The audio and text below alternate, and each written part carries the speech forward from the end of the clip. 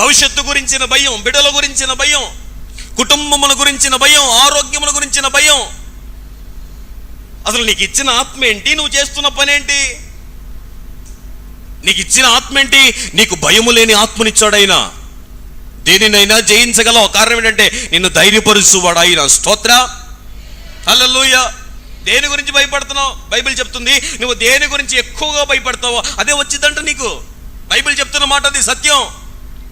నువ్వు బహుగా దేని గురించి భయపడుతున్నావో, ఏది జరుగుతుందని అనుకుంటున్నావో, ఏది జరుగుతుందని భయపడతావో అదే నిశ్చయముగా జరుగునని బైబిల్ చెప్తుంది కదా. బైబిల్ చాలా మాట్లాడుతున్న మాట ఏంటి తెలుసా? నీ నోటి మాట చేత నువ్వు పట్టబడతావు అని రాయబడింది కదా.